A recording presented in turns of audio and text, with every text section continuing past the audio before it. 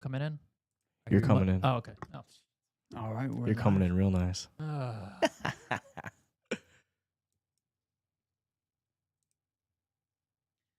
Backed right into that one. You always back right into it. My name is Jeff. Gentlemen, we're live. We are live. My name is Jeff. Welcome to another episode of the Runway Pod, where we talk about current events, Web3, politics, technology, and more. Today, I am joined by my friend, my name is Jeff, and my other friend, Kyle. Welcome, boys. Welcome to the pod. Hey, what's going on? That's a good question. Jeff. My name is Jeff. We're trying today for the first time this dual control of the monitor, so that way I can scroll through the X takes. Let's see what we got here. I'll pull up the first story of the day. Lola Leets, GM, the SEC just declared. Good morning. The SEC just declared Bitcoin miners exempt from SEC oversight. It is the division's view that mining activities do not involve the offer and sale of securities.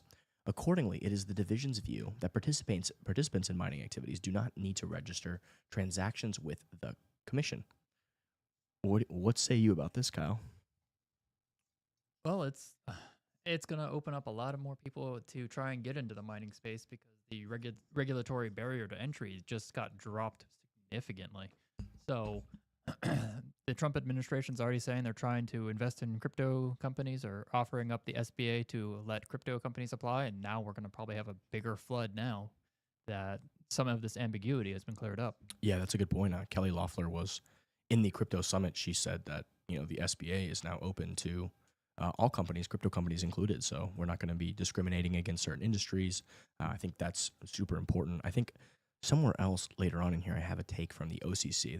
They just put out guidance as well that says we're removing all of this vague reputation risk type, stuff that doesn't have actual metrics that a company can meet. It's kind of like this vague way to sort of do an end around and go against certain industries without actually having to put strict criteria out there. Because what does that even mean? A reputation risk? Like that's not, how can you quantify that, right? I'll see if I can find that post. Let's see here. Make sure my mouse is moving here. Oh, we can go back. I think that's also important to kind of plan for the future once the mining is also done. Oh, here's It's just transactions that. Here's an interesting post too. Looks like Tornado Cash is now legal. It looks like the Roman Storm and Alexei Pertsev should be immediately freed, pardoned, and reimbursed by the state for their invalid prosecution. It looks like they took away the sanctions that they had on this piece of code. So that's a huge deal. Huge win for privacy and technology, especially for open source code. So huge deal. A lot of people have been screaming about this, and it's nice to finally see a resolution. Wow. What are your thoughts there, Jeff? Big wow. I mean, it's history, really. Things are happening that are going to be looked back on, and this is going to be seen as pivotal points in this industry. Mm-hmm. This is going to require that the federal government or even any state government's going to have to really reevaluate how they're going to prosecute financial crimes, because if people can do these tornado things, cash mixing the coins and whatnot, it's going to be a lot harder for them, but at the same time, it's going to improve the safety for us.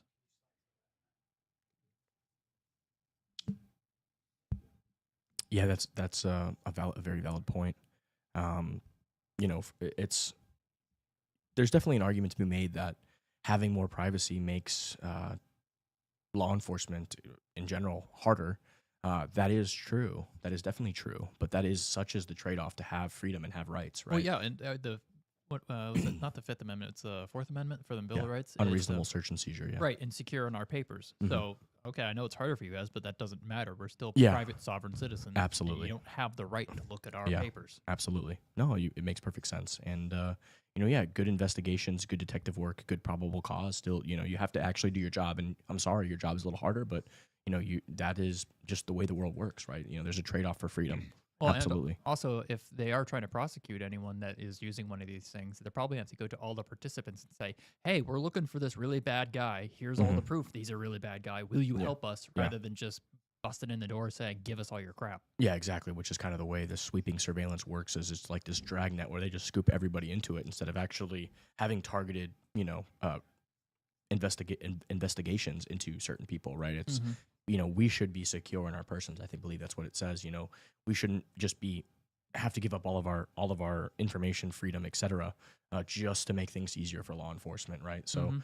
There is a trade-off in a free society for, lots of things, even when it comes to stuff like the Second Amendment, right? There's a trade-off there for people to be able to protect themselves that, hey, this tool can be in the hands of anybody, right? So, but that is the way that is how we do things, right? We make trade-offs. Same thing with people driving cars, right? There's tons of accident deaths, but we make a trade-off to be free. So this carries over to many different things.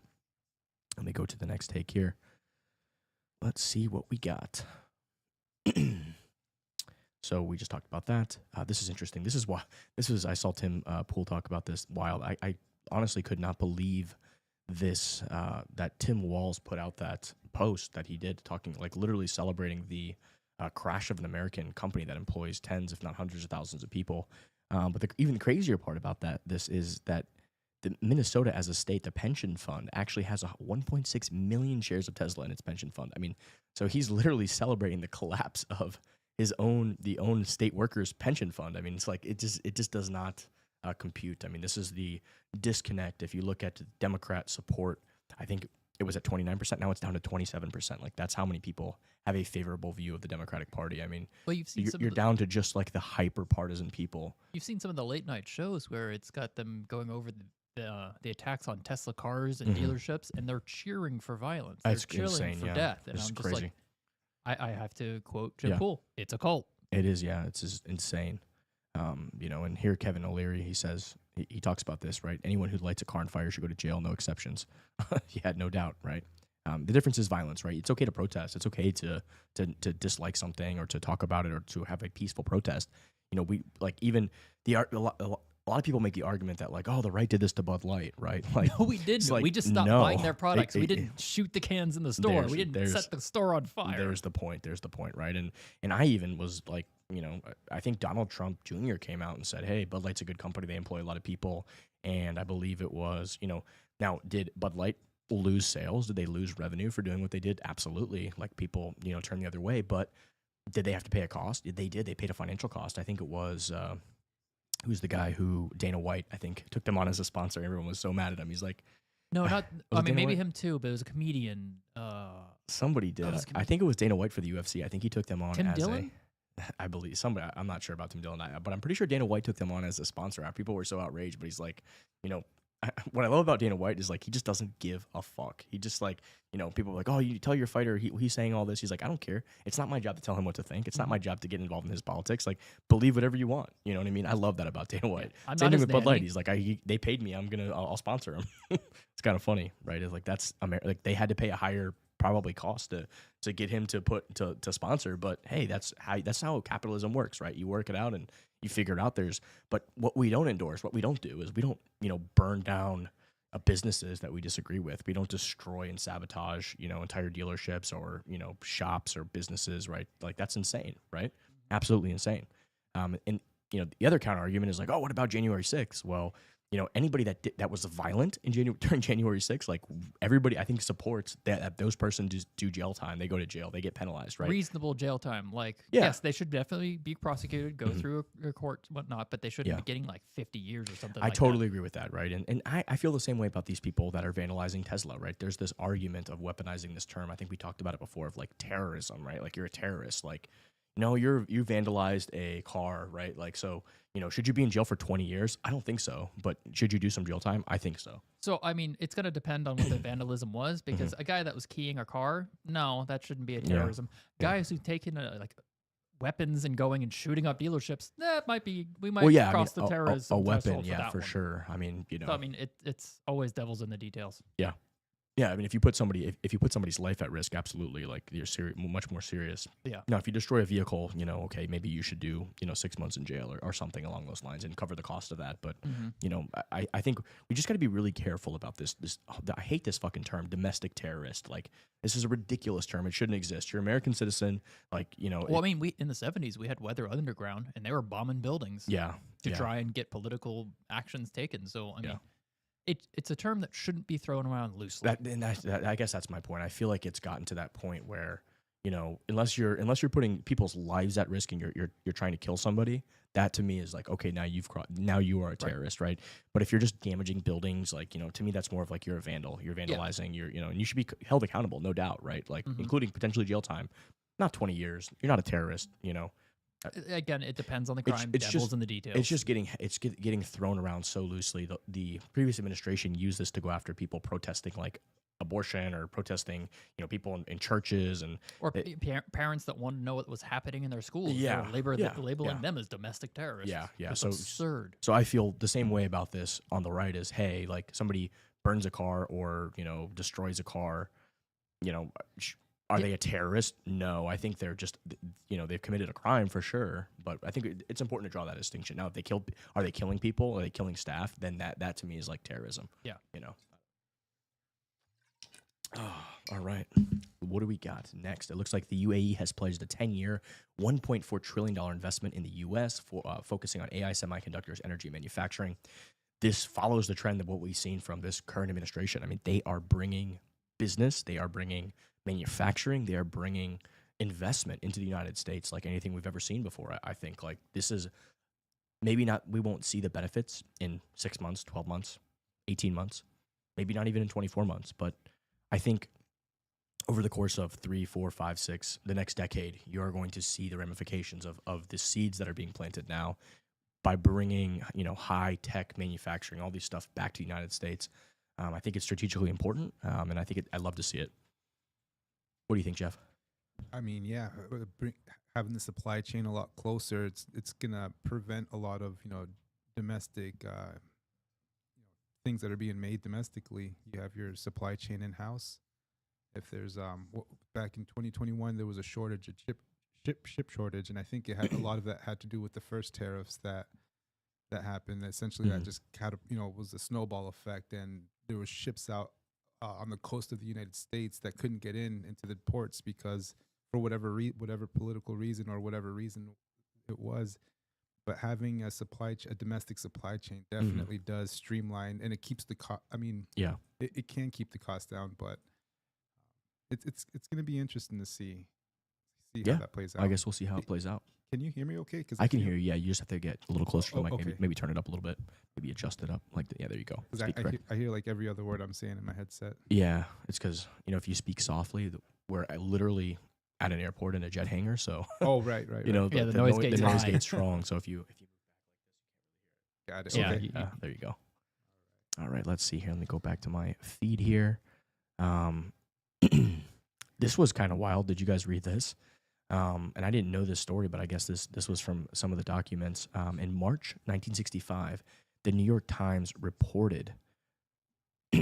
Paul, you can just leave it. We don't need to open up the actual feed. I'd rather just read it from the thing because it just resets me later. Can I take over the mouse again? Yeah, go for it. In March 1965, the New York Times reported the CIA had contaminated 14,135 bags of Cuban sugar bound for Russia to create discord between Cuban and Russian authorities. And JFK had to step in and turn the ship around. The CIA's confession here remained redacted until March 2025. That is wild. I mean, these are like the games that are being played geopolitically, and the more it's tough to play devil's advocate because like a lot of the successes of the CIA, of like the FBI, these intelligence agencies, like, you know, if they save lives or do or stop attacks or do stuff, you know, a lot of that never even gets revealed, so you don't actually know, hey, this is the good that's coming from this. But we really do see the bad, and we feel the bad. Yeah, I was going to say, I mean, there's a bit of a difference, though, between them being unsung heroes for hiding things and keeping it quiet, but then this one, they're literally killing people. Yeah, this is just insane. I mean, I know their reasoning why they did it. I just don't think they should have done that. Exactly. JFK obviously felt the same way. Yeah. So, which leads credence to the argument that, you know, there was major strife and conflict between JFK and literally what are supposed to be his subordinates, right? Like, these are if you're the head of the executive branch, these agencies are responsive to you, right? And for whatever reason, they just feel like they are above the law. They don't have to listen to their bosses. I don't understand it. It's like these rogue agencies. if it was up to me, I would shut down those intelligence agencies and I would I would integrate them into the military directly and have a military intelligence agency that is really just responsible for snuffing out terror Well, attacks. I mean, that's where it started. I don't remember Yeah. the original name of it, but it was something that was under the Navy, I think. The Mhm. CIA had Mhm. another name, and it was underneath the Navy, I think, and it was within our military structure. Interesting. I'm gonna use Grok real quick here.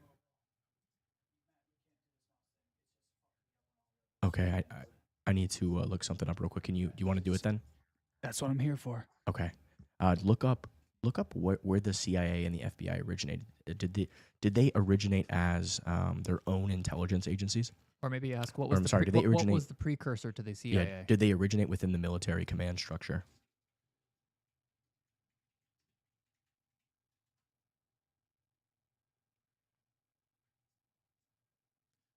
So it's saying that they didn't, from what I'm reading here. National Security Council. The last line. So the CIA's so I guess it's saying here the CIA's origins are most closely linked to the wartime intelligence needs, though it still didn't emerge directly from the military command structure. It was established in 1947 with the passage of the National Security Act, signed by President Harry Truman. This act reorganized the U.S. government's defense and intelligence framework after World War II. Yeah, but it's creating saying the National Security Council. the predecessor, the CIA, evolved from the Office of Strategic Services, a yeah. wartime intelligence agency. Yeah. So I think these agencies, these rogue agencies, they need to go back underneath the military command structure, and their focus needs to be protecting the civilians and using spying, intelligence, whatever, gathering information. Not trying to cause wars between other nations, not running psyops and all this strife, all the bullshit that's happening. It just got to stop. I mean, I'm cool with them like trying to just know what's going on internationally. Like, for sure. Yes, we should know what's going around the world in case there is something that's going to be a concern to us. But that's where it should stop, is just information gathering. They're sitting there going, trying to start wars and creating coups and all this crews and shit. installing puppets in other countries. Yeah, it's No. just insane. Enough is enough of this bullshit. I mean, it's just got to stop. And the taxpayers don't want to pay for this. We don't think it's right. We don't support a lot of this. These people, they think they're gods, right? They're trying to play God all over the world, and they just got to stop, right? Like, it's just total bullshit. It's just constant violation of it's gotten so bad that they are like, they're spying on us, right? It's like that Smith-Mundt Act. Like, they're allowed to propagandize us who are paying their salaries. Like, it's insane. It's Enough's the enough. managerial revolution. All right. You had that one for a while, and it was for at least 50 years, 60 years. Mhm. Time for another revolution where we don't have that anymore. Yeah, it's just time to be done with that. And then they go after the people that release the information, like Snowden or what's the WikiLeaks guy, Assange. Yeah. Assange and Snowden. Yeah, then they propagandize us to make it seem like those are the criminals, right? It's like, no, those are not the criminals. Those are the people that exposed what was illegally being done to the citizens of the United States, right? Mhm. Like, Snowden's a fucking hero that was showing, exactly what was being done to Americans, how they were violating the Constitution to spy on us, right? Like, massively spy, not do their job, which is to use evidence, use reason, and actually investigate and find an excuse to actually get records from people. Like, hey, this person is suspicious, and here's why: A, B, C, D, E, and F. Go before the court, get the warrant, and go. Move, right. Not a blanket surveillance state where we just have information on everybody that sits in this treasure trove that anybody can, how do we know that's secure and safe? And then, people are getting, like a lot of this stuff is our infrastructure is getting hacked left and right. I mean, it's total bullshit.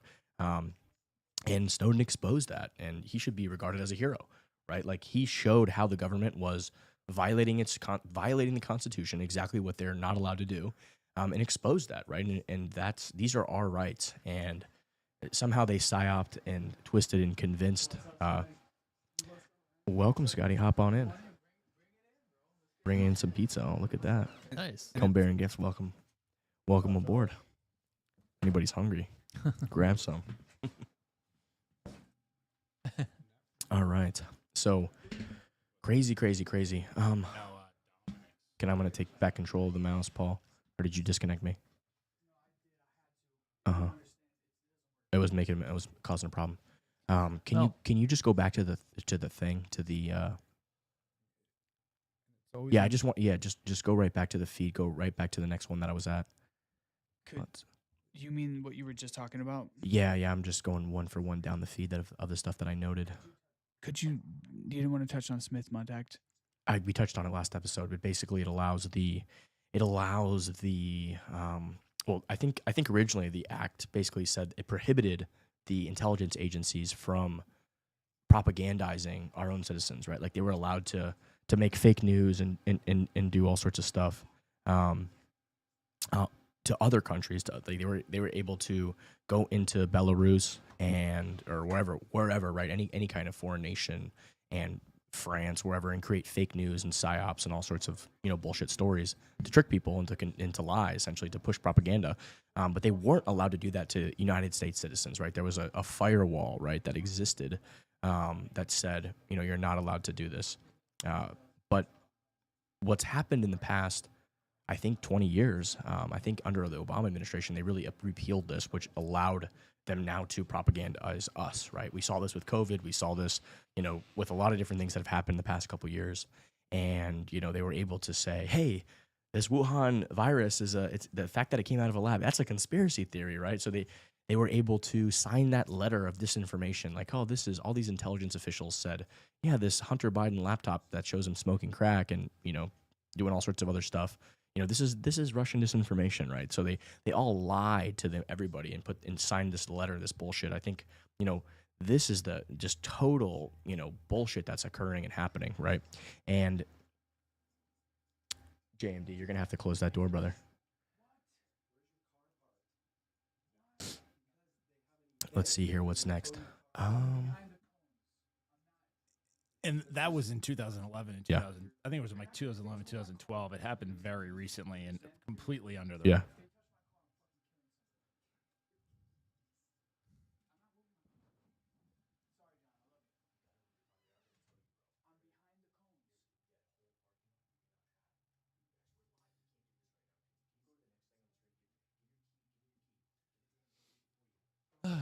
They blocked it. What kind of pizza? There's a pepperoni. It's all All right. like, yeah, go for it.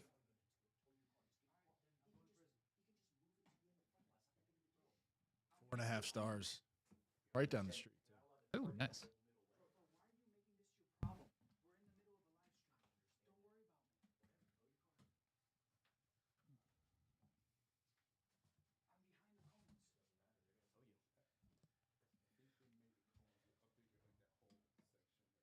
Yeah.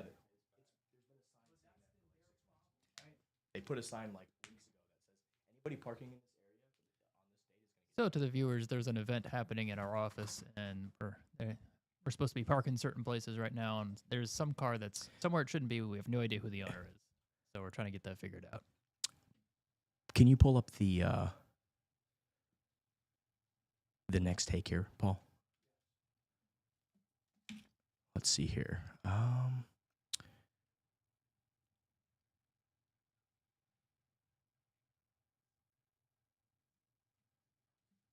This is wild. Yeah, pull up. That's the like. Let's watch that video. So, one of the DOGE staffers, it's within the IRS Treasury Department. I think Scott Bessent went on with one of the other contractors, and yeah, play that clip.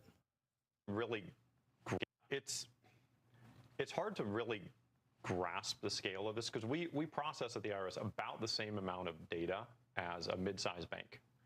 And a typical mid-sized bank will have somewhere between 1 and 200 people in IT, and they'll have an operations and maintenance budget in like the $20 million a year range.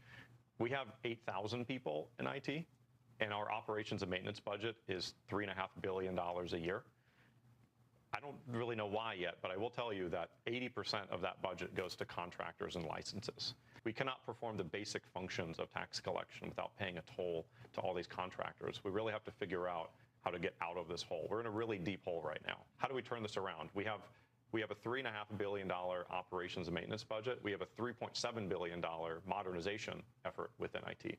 That's a lot of budget, and we are way beyond any reasonable cost for what you would expect at a private company for this. What has been the biggest surprise? You, again, Secretary Bessent's, been in the business world as well, but he heard it from me, but when you first saw this, what was the biggest surprise that you found at that Department of Treasury? I would say it's the disconnect between leadership and the people actually doing the work is a big one. I would say that it doesn't take a lot, just somebody who cares to solve these problems. You find contracts that are 10, 20, 30, 50 million dollars, and you just ask, like, why are we doing this? And everyone's just like, I don't know. And then you cancel it, and then nothing happens. It's just inertia has just taken over. That is crazy.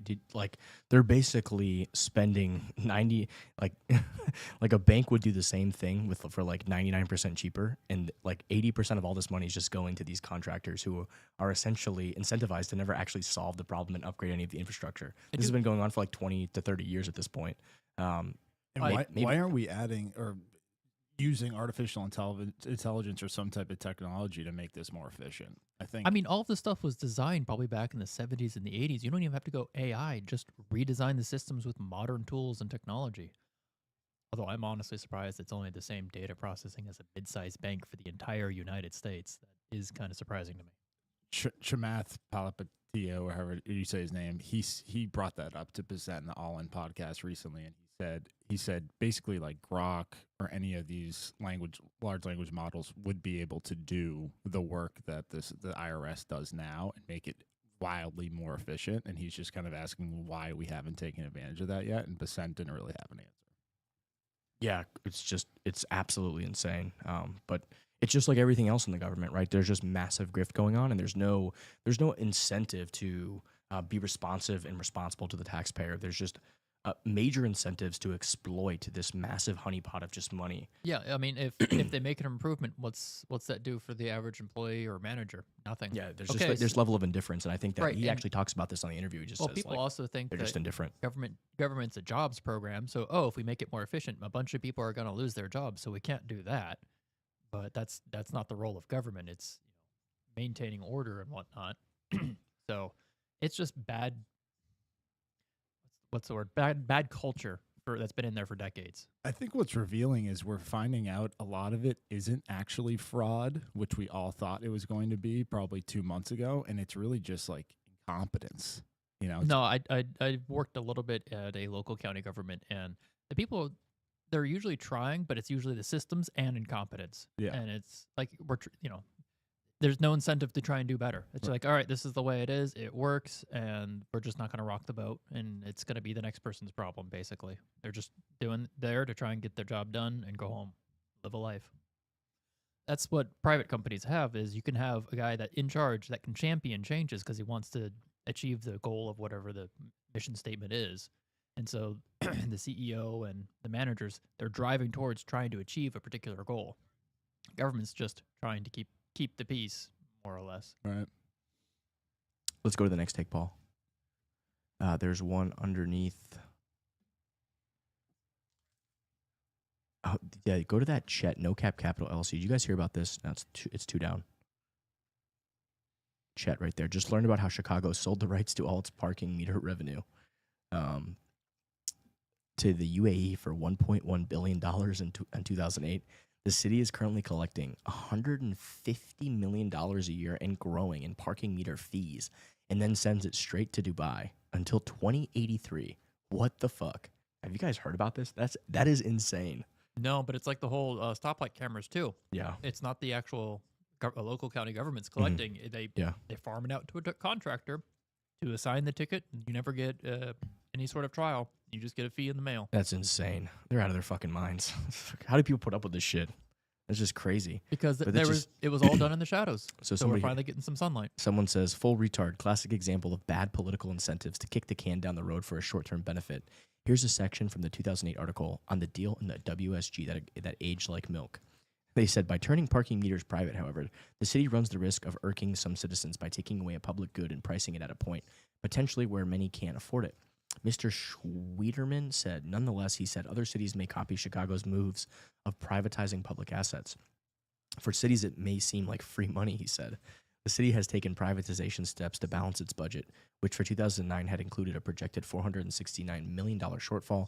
Even after the meter deal is closed, Chicago projects annual deficits of $200 million until 2012. I mean, that's insane. Literally, they have the rights to this revenue until 2083, and it's like in like 4 or 5 years, it's going to make back what they initially paid, and it's growing. I mean, that's just such a bad deal, but it doesn't surprise me from the city of Chicago. Doesn't surprise me one bit. How can this be good though? Like, do you see any way that this can actually be a good thing? I don't even know how this can be legal. Yeah, that's what I thought. It's like, how is it legal that you have a city function that you sell off? Like, maybe if they all voted for it, then we could have an argument. But I don't think anyone in Chicago did that. So I don't know how they have the authority to sell it off. Wouldn't That's a that wild one. incentivize like the Tesla cab, like at one point to, you know, especially a place like Chicago where you just have autonomous vehicles going That's going to happen for sure. I mean, I think I even put a clip on that in this, in my bookmarks. It's also It talks about Elon, what he was talking about. It's going to have a bunch of other bad incentives.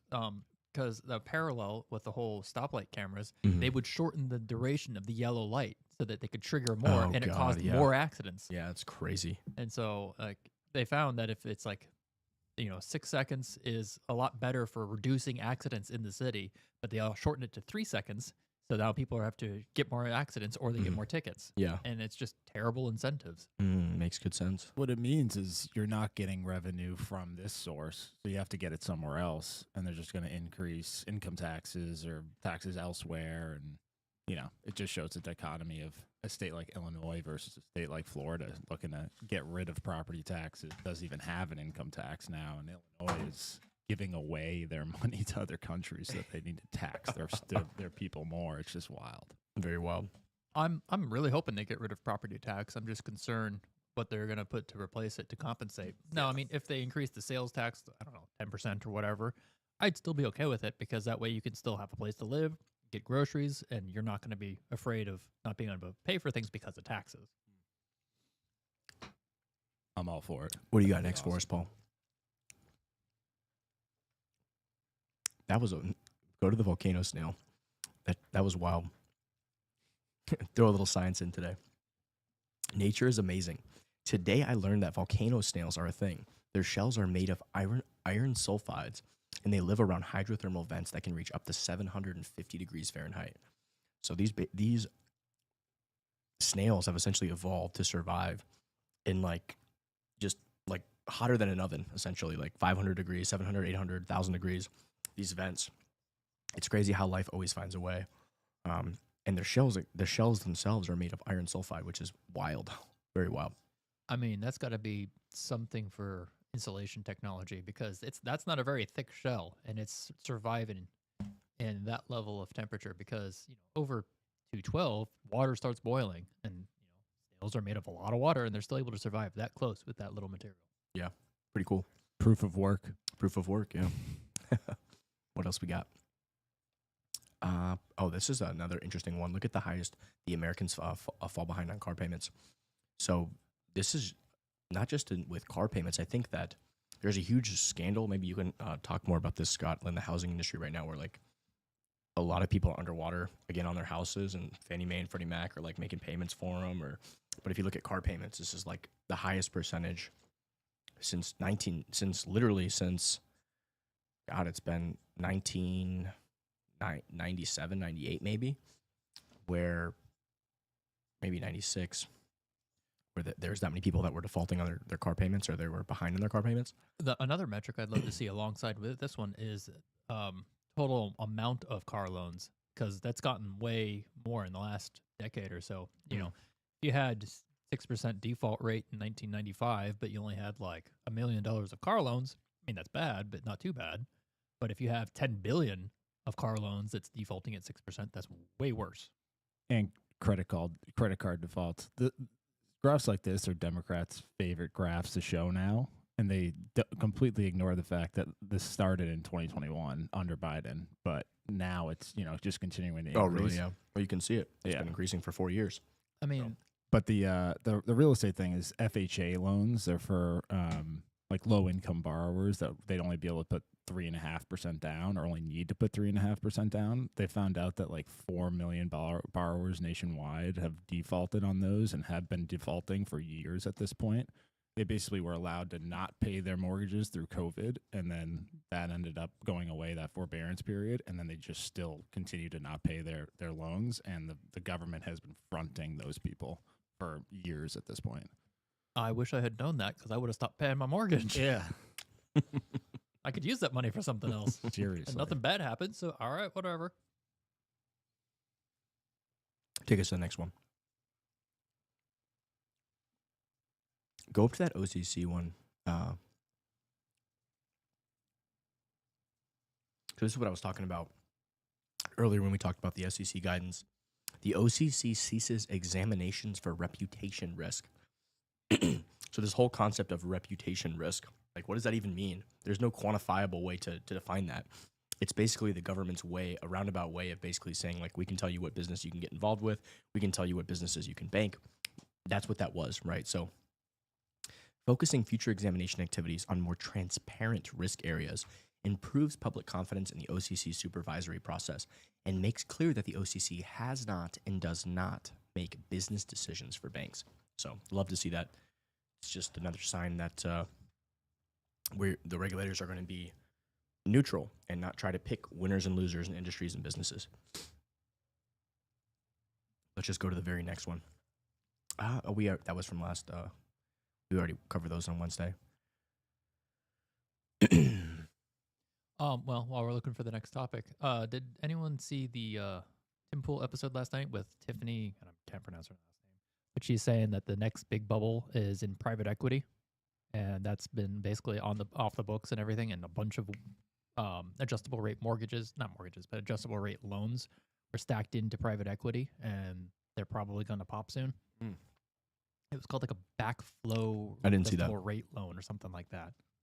Well, like a lot of business building loans, a lot of business loans, commercial loans are like every 5 years they get the interest rate comes back out and they have to refinance at the new rate. But the rates 5 years ago were much lower than they are today. So yeah, for sure. Treasury has the same issue right now. Yeah. Here's pull up that infographic. I thought that was cool to like look at and unpack.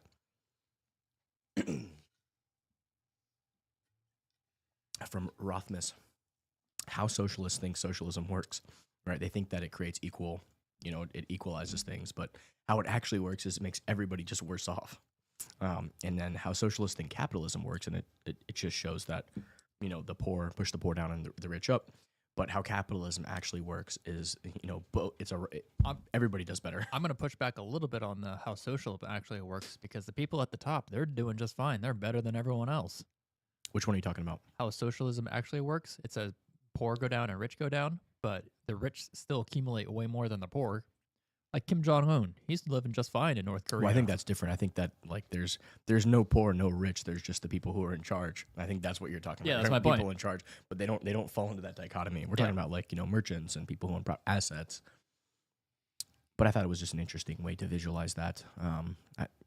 Thomas Sowell has that famous quote, right? Like, we judge policies based on their intentions, not their outcomes, right? And that's the key thing for people they fail to understand, that it creates worse outcomes, even though it has a well-intentioned meaning, right? Like, oh, let's make everybody better or whatever, but it just comes out way worse in the wash. Let's see. Go up. Go up, go up, go up. Yo, did you guys see that? Yeah, click on that one. But just go one by one, Paul, down these on these takes. We'll just go from one to the next one to the next one to the next one. This was an interesting thought, right? This is like the same argument of the NGOs. Private versus public. If a private university relies on $400 million in federal grants to survive, is it really private? Democrats are claiming Trump is destroying Columbia by withholding federal grant money until it holds lawless students accountable and stops its illegal admissions program. The claim is that a private college, this infringes on its autonomy and free speech, reminds me of the entire NGO debate. Are you really a non-governmental organization if you rely on federal funds to survive? So last time we showed the video of the whatever that organization was that was pro-Palestine, where they violently took over a building and were like preventing people from coming inside and doing all sorts of crazy stuff. Like, that type of behavior like has no place in any peaceful society. If you want to protest and you want to support whatever you want to support peacefully, kindly, You know, you don't even have to be kind. Actually, just as long as you're not violently taking over buildings and damaging property and preventing and threatening people like students from going to class, all sorts of stuff. By all means, protest, do whatever you want, right? Like that's First Amendment supported. The difference is when you become violent, right? So we have to shut that down, and I think using the money, the grant money to do that, I think is a great way to do it. I mean, this isn't the first time the federal government's used money as an incentive structure. Yeah, I mean that's like for the longest of times, the legal drinking age was 18, but all of the federal funds for like road maintenance or road construction, the federal government withheld it from the state until they turned the drinking law to 21. yeah, incentive structure.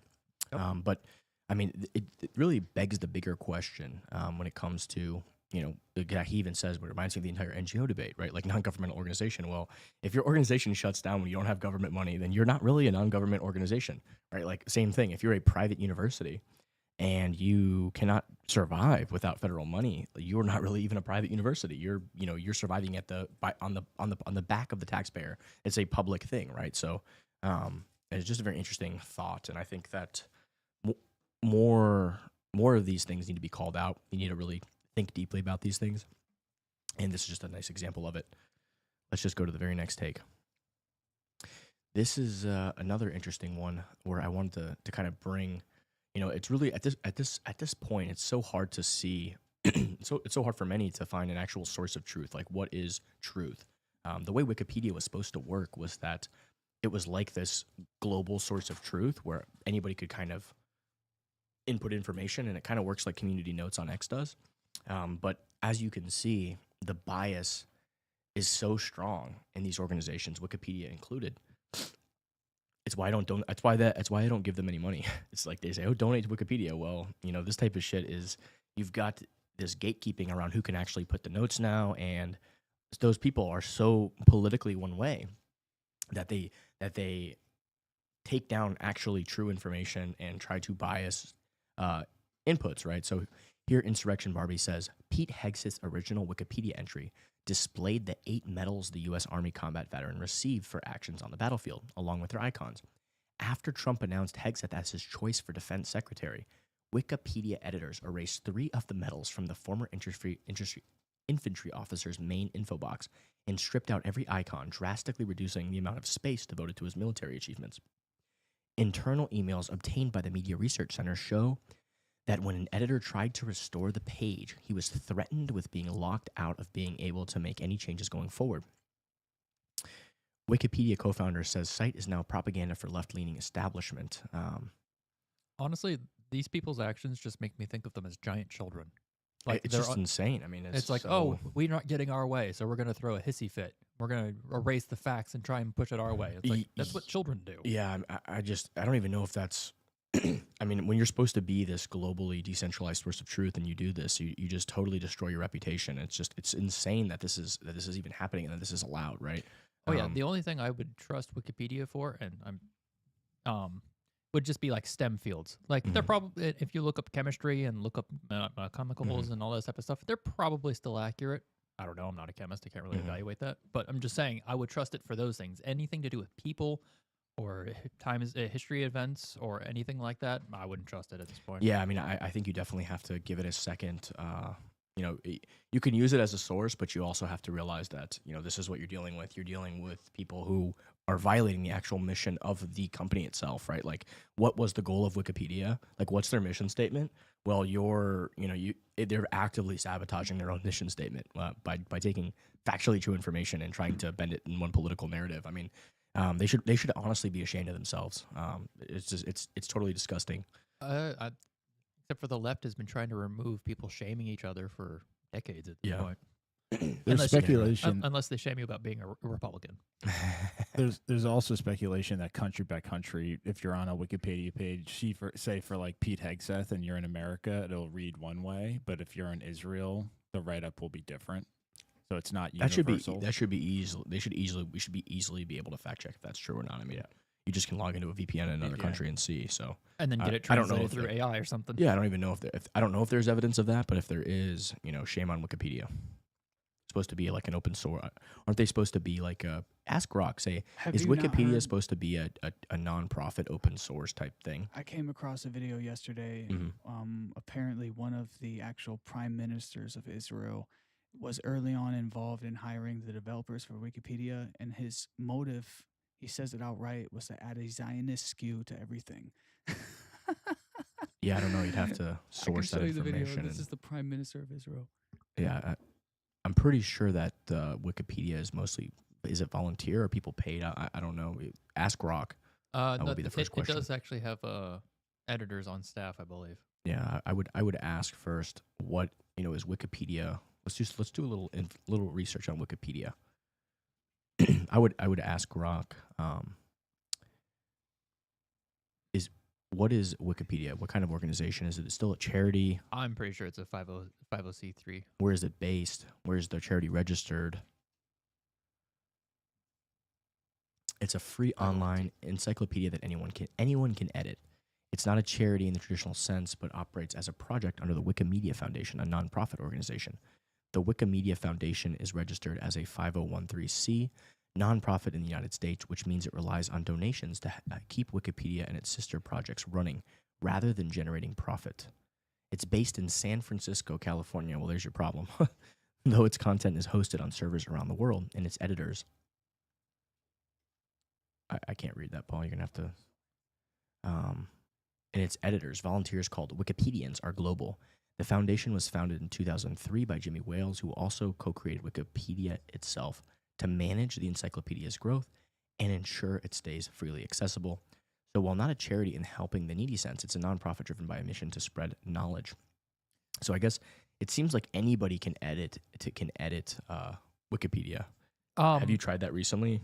No, I haven't. But I Yeah. know anyone can edit it, but they might reject your edits and revert it back. Okay. So like you can say, "Oh, I'm editing this," but Yeah. unless it gets approved Mhm.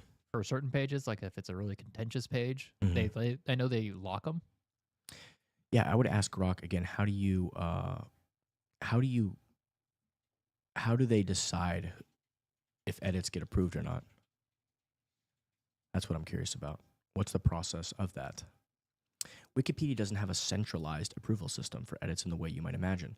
No single authority stamps a yes or no. Instead, it's a chaotic, collaborative free-for-all, governed by community rules and vigilance. Anyone can edit most pages, and changes go live immediately, unless the page is protected, like for high-profile or vandalism-prone topics. Whether an edit sticks depends on a mix of guidelines, consensus, and who's paying attention.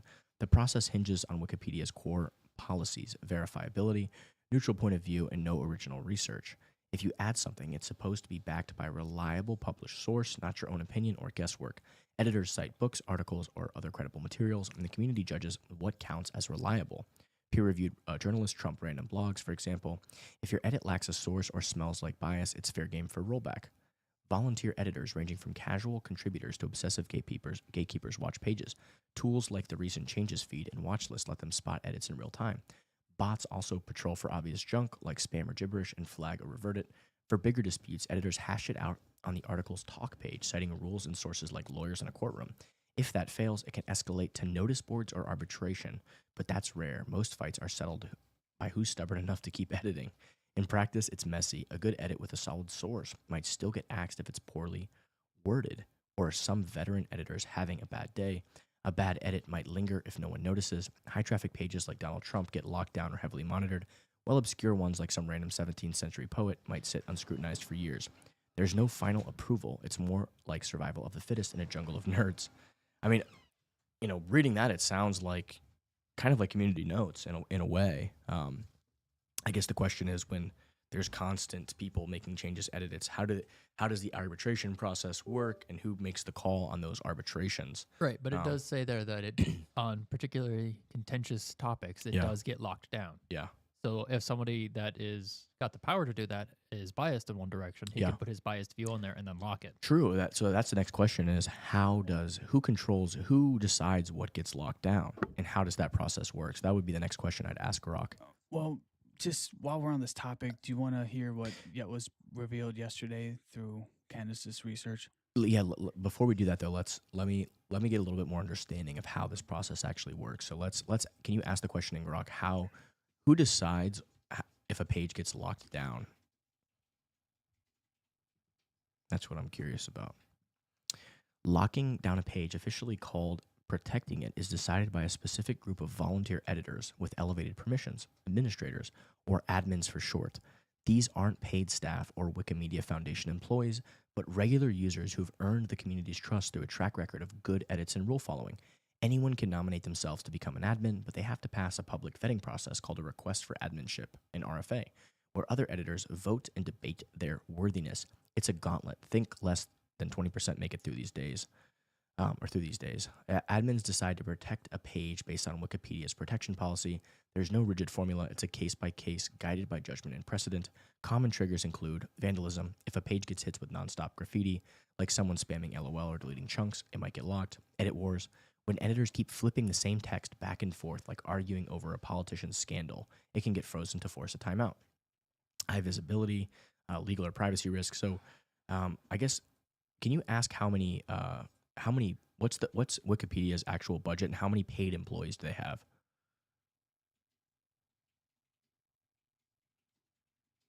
I'm curious.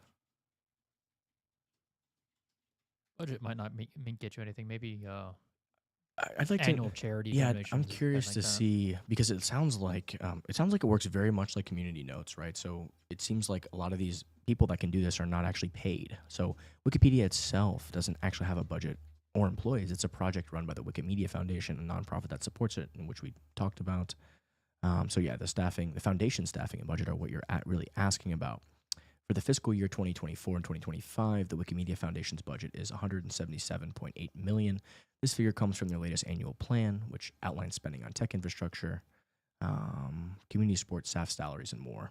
Let's see if it talks about, does it say how many employees they have? Yeah, 700. As for paid employees, the foundation employs over 700 people, including staff and contractors, as of their most recent updates in 2024. This number fluctuates. Earlier counts were lower, like 450 in 2020 or 280 in 2016, but growth reflects expanded projects and global outreach. These folks don't edit Wikipedia. That's volunteers. They handle tech, fundraising, legal stuff, and support for the editing community. For context, their 2020 financials listed 255 salaried employees. So there's but the over 700 figure now includes a broader mix of roles. Okay, so it looks like 700 plus people now work, but they're not the actual editors. They're just the staff and the contractors. So I'd be interested to see how that how that actually plays out in reality. Paul, you said you wanted to show a video that Candace posted. If you want to pull that up, we can watch that. 47. I have to go move my car. But, Okay. You know, it's 47 seconds, so I guess I'll play it real quick. Yeah, just play it real quick. Just throw John your keys. He can move it for you if you want.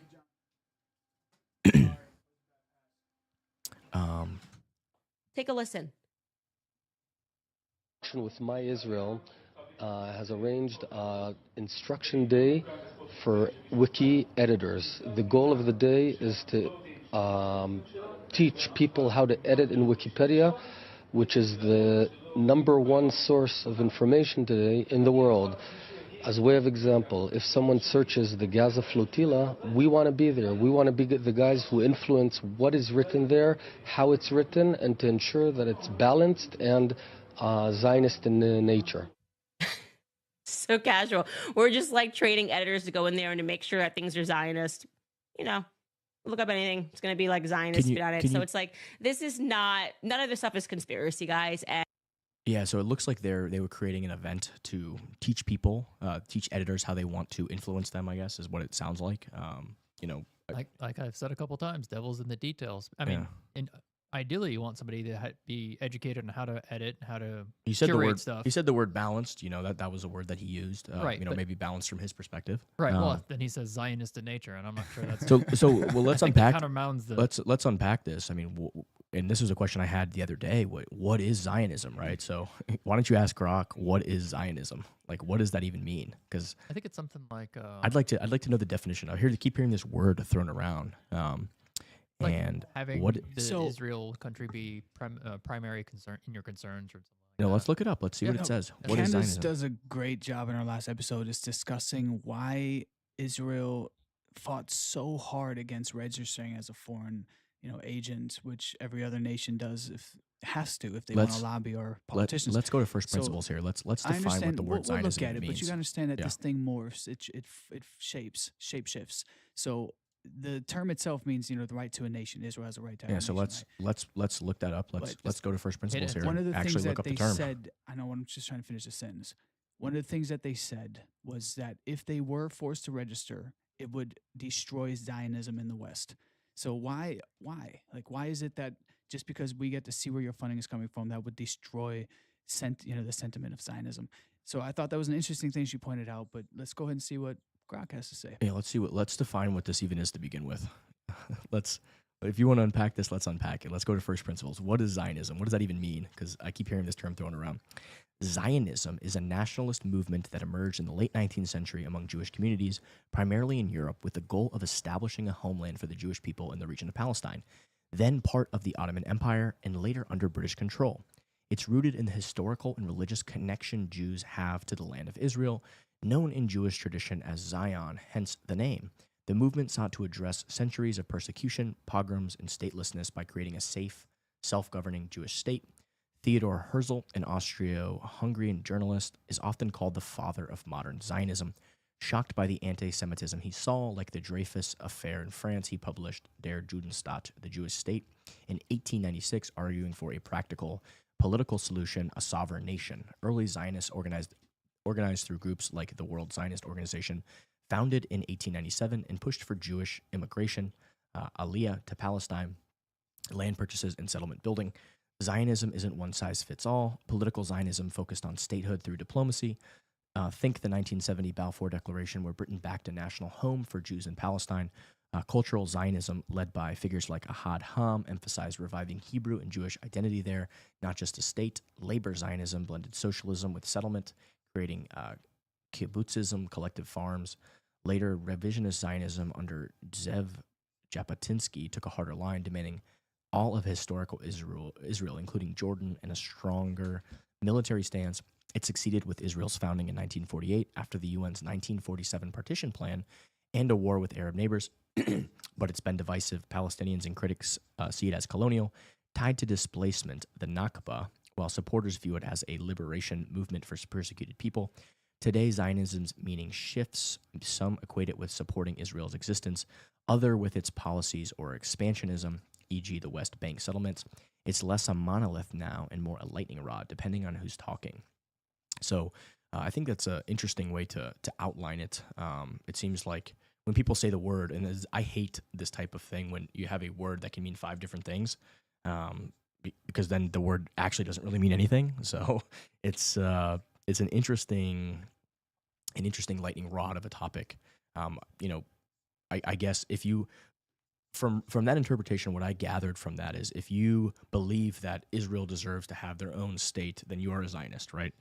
That's what I gather as the base definition, the best definition I can determine and define, right? So I think at this point it's largely a moot point in the sense that Israel they are a state that exists, and the victors of the war who gave them that state, right, of World War II, Britain owned that territory from the Ottoman Empire, and they decided that after the Ottoman Empire lost the war, that territory was partitioned off by the victors of the war, that's what's happened through all of human history, right? There's been wars, people win land, you have new states formed, new things happen. Same situation playing out in Russia right now with Ukraine and all this stuff that's happening.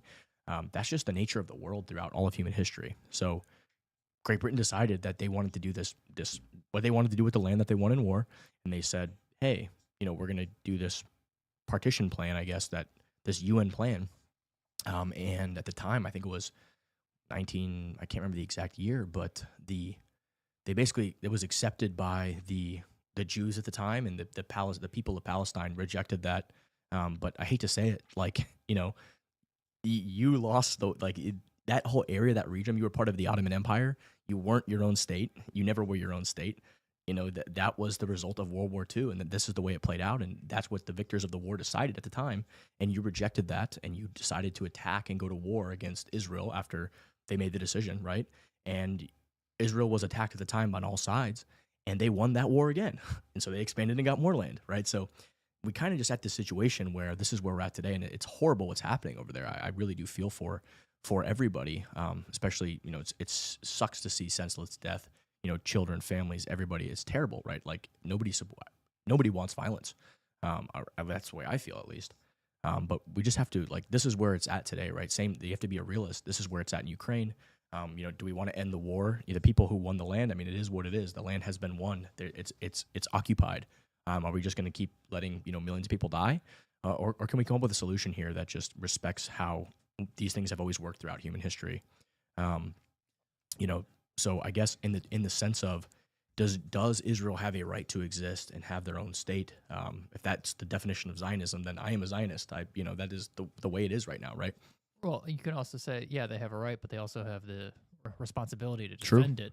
So you're saying, oh, this is what used to happen all of human history. All right, well, we also have human future. It can keep happening. Yeah. So, yeah, they have the state, but if another country or another group of people say, we want that land, then they can just come I think conquer that's it too. kind of what's been happening. And that's a valid point. So let's see. What is this, Paul? Well, I just asked, why were they so they never register with FARA. They're the only foreign nation who's not registered with FARA. I'm confused by what you mean. Who's not registered with FARA? The Israeli lobby. What do you mean? AIPAC now. It used to be something else. It used to be called the Zionist political party. It was like ZAG or something, but they rebranded to AIPAC after JFK had put a lot of pressure on them. So essentially, there's just a lot of questions left unanswered because JFK was demanding that they register, and they put up a crazy fight that we're not aware of. Our generation isn't privy to this, but essentially Candace unpacked how the media was portraying it in that time. She went back and just like laid the narrative down, and it was pretty clear that as soon as JFK was killed, they rolled out the red carpet. They avoided this subject. They got essentially LBJ to just greenlight everything. And the topic was never brought back up. So you just ask yourself, why is almost 99% of Congress controlled by AIPAC, right? That's a whole other conversation. But what I'm getting at is this idea of Zionism. There's so many claims being made here that I just, I can't even respond because it's just one thing to the next without unpacking each individual thing, right? I guess my first question would be, what is this? Like, what is FARA, the Foreign Agents Registration Act? We're not talking about Israel. We're talking about these different councils, right? AZC or AIPAC. These are different. Of our typical requirements for lobbying. Yeah, right? there's lobbying in and of itself. Lobbying in and of itself there's thousands of organizations that do this, like that lobby for all different sorts of things, and that's just like it's a cesspool in Washington D.C., right? So, any lobby that you're enforcing and trying to force it to do something, like it's not going to want to do it, right? Like it's just like any lobby's not going to like that, right? So I guess the question is, what are we talking about here? Well, you asked what Zionism is, right? And essentially, when they were asked to register with FARA, the Israeli agents at the time said that this would, if they had to register, it would destroy Zionism in the West. Like they would lose support. And so I just asked, lose support to have their own state, I guess is what you're saying. Would right? destroy Zionism. Yeah. No, not to have their own state. That's what Zionism is, though. Zionism is the support for your own state. That's what we just defined it. No, we just learned that Zionism has multiple meanings, and depending on the context in which you use the word Zionism and who's interpreting the usage of the word Zionism, you can be talking about multiple different things. Yeah, very this says 1963, so a lot of those definitions didn't come till even after that. If you go back to the previous tab, you'll see that at different time periods, it morphed into different things. Yeah, that's my point, though, is it's hard to have a cohesive conversation about it because of its nebulousness. Yeah. I guess ask Rock if you had to, give it one definition in 3 sentences, what would it be? We kind of have to go with that definition. Yeah, say, define Zionism in 3 sentences or 2 sentences.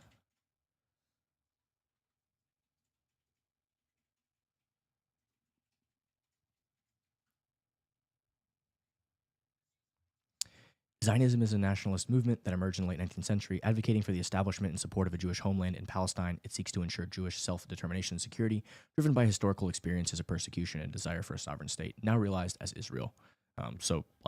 To me, that seems perfectly reasonable. That's what's already happened, and when you have a new state established, of course they they felt threatened. I mean, they've got enemies on all sides. You know, when their existence was when the land was given to them by the British Empire and said, hey, here's what it is. This is Palestine. These are two new nations that are being formed. Palestine, which never existed, was never a nation. It was part of the Ottoman Empire, and Israel, which never existed really. It was, they can make all these claims going back thousands of years at this homeland, but they didn't have an independent state. It was never their, state. So the two new nations were essentially the opportunity for them was to be formed, and that's what happened, right? And when that happened, Israel said, okay, we accept, and you can make any argument that, hey, this was a biased deal. This wasn't a great deal for the other people. But at the end of the day, it doesn't really matter that territory was won in a war, and that was what that the land was decided by the British, who controlled that land at the time, and ratified by the UN. So that was the deal, right? Like, you could argue it wasn't a great deal. And then the second that deal was accepted, you've got Israel being invaded by 4 different other nations at the same time, attacking Israel, and they won that war and repelled all of them. So they from the beginning, from the first moment the nation was formed, they were under attack on all sides. So of course they want to support their right to exist and have their own nation, right? And if that's the definition of Zionism is, hey, we deserve our right to have our own nation. That's pretty much what was given here. That makes perfect sense to me. Now, as far as all these other things, FARA, AZ, what was it, AIZ, these different lobbying groups, I guess. Yeah, the bigger question is, why is the U.S. government so heavily involved with Zionism? Like, you could have your own take on if you agree with Zionism or not, but that's happening over here. Why is the U.S. government so heavily influenced by the Zionist movement? Like, that's them. I think it's because Israel is our access to the Middle East, and it's like our ally there, and it allows us to be able to conduct our military operations, do all this little stuff we do, to be able to infiltrate, to fly in there and be able to now go to all these other Middle Eastern countries and do our PSYOPs and do our intelligence agency stuff, and I'm sure that's our one regime aspect. change and all these different things, right? And that's definitely the quick answer. Another aspect is the United States has been a largely Christian nation, and so there's familial connection to the Jewish people, considering that Jesus was a Jew. Yeah. I mean, it just kind of makes sense. You fly into, Israel, and it's kind of like a Western society that's prosperous, and then you go into another country where, hey, if you don't put your burqa on, we're going to fucking cut your head off, right? Like, that is not really compatible with Western civilization, with how we think. I mean, if they want to do that, that's their thing. I mean, back in the 70s and 80s, I don't remember which Middle Eastern country it is, but a woman could walk around without a burqa. And there are some that you can now. I mean, I'm saying back in the day, it was not a requirement, but nowadays, if you don't have that burqa, you're in trouble. So yeah. I mean, everything is kind of a math equation, though. Like, how much money have we given to Israel since, say, 1950 or 1940? Like, and what have we gotten in return? Is it just logistically that they're our friend in the Middle East and maybe that's worth trillions of dollars? The answer could be yes. Yeah. But I'd like to know that number, because if it's 1 trillion, it's one thing. But if it's 6 trillion, it's like, wait, maybe this math isn't math. Brock said it was 225 billion. It was 85 billion for economic needs, and the rest was military. Yeah, there's in the last 7 how do you even years? Since its inception. It's how do you even quantify that benefit? I mean, because they've got all this technology stuff that they have that, a lot of it's black ops that we definitely are getting access to. Pegasus, for example, that spyware. There's all sorts of just totally crazy shit that's going on that it's hard to really know. I heard that Israel managed to get nuclear weapons because their spies stole it from us. I wouldn't be surprised. Yeah, I wouldn't be surprised. Or that's the narrative that we're being told. Right. Right. Like, just think about it. Like, that's our one ally in the region. Why wouldn't we actually want them to have a nuclear weapon to basically say, hey, everybody, don't fuck with us, right? They stole it from us is like that. That sounds like the public narrative that gets our leadership off the hook, that basically we can say, hey, we didn't give it to them, they took it. Wink, wink. You know. Then there's no blowback. Why are we giving nuclear weapons to other? You know what I mean? I mean, think that's what it was. I think there'd still be blowback of how did the security get compromised? Well, our security's getting compromised left and right. I mean, that's the rule, not the exception. Well, yeah, I know. It was. I would assume it was a little harder back in the day because we didn't have technology where you could find back doors to everything. Yeah. So I will fundamentally go back to that take. It says anti-Zionism is, it said anti-Zionism is not anti-Semitism. like if you think Israel has the right to exist, like, and you basically, if you're against that, then you are essentially saying, hey, you don't have the right to have your own state and exist. I mean, that's kind of the counter argument there.